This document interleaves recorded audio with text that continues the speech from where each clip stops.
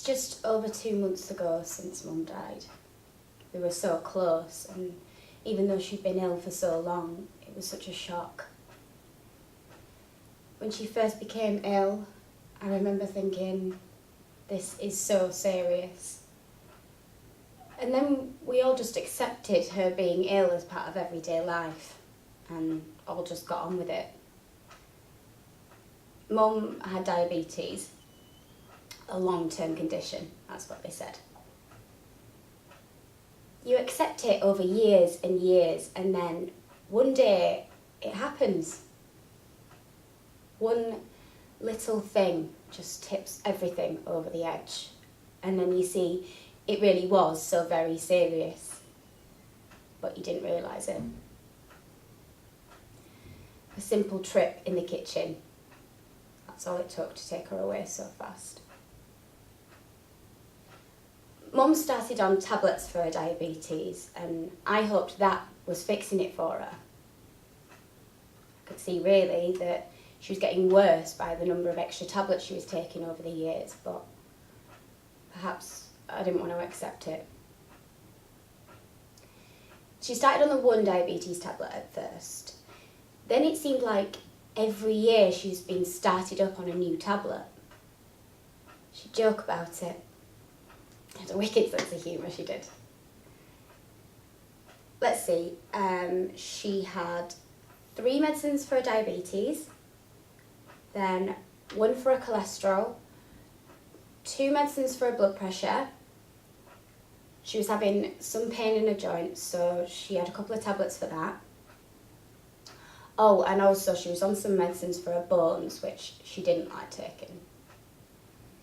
There was one that she chewed every day. She said it tasted like chalk. Then there was another that she had to have once a week, and it made her so poorly.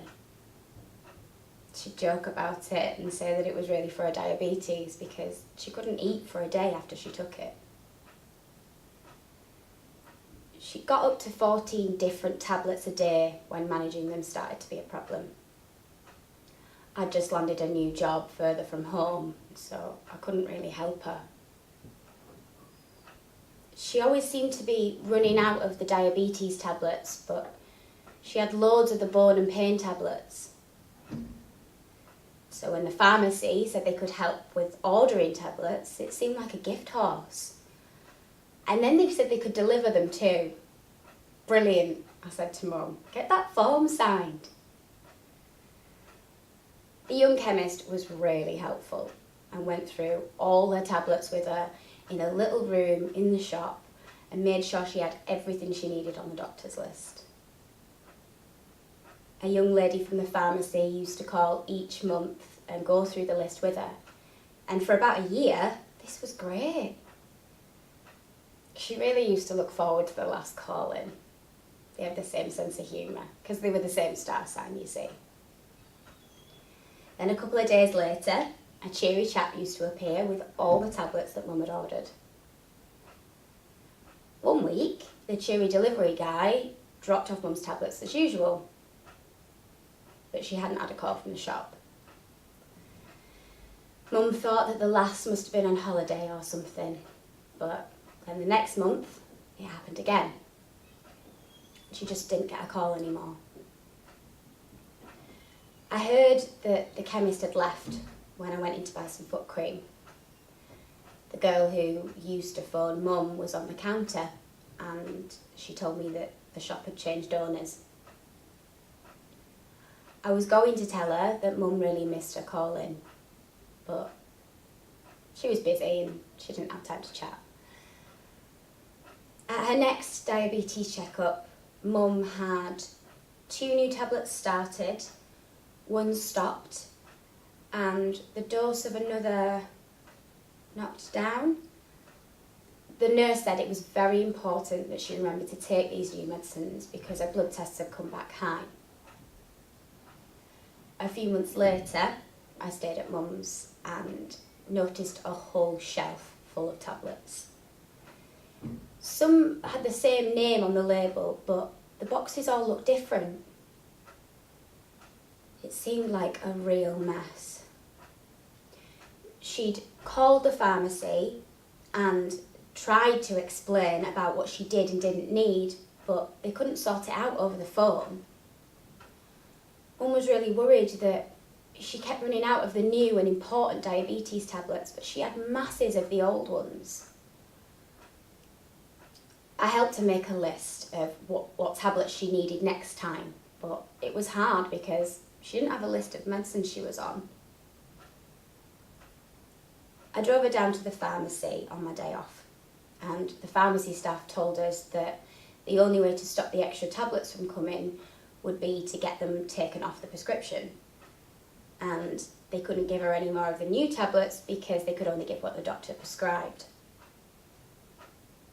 We left a message with the GP reception about the new tablets, but we couldn't tell them to stop any of the medicines because Mum thought she needed them all. It seemed like madness to me.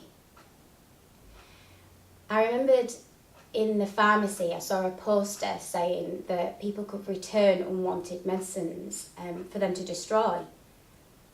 It seemed such a mess and such a waste. Well, that was just before her fall. Maybe it would have been different. Maybe she wouldn't have fallen if we'd have gotten her tablets right. I don't know. I'm trying not to think about it too much. It added insult to injury that the tablets kept coming while she was poorly in hospital.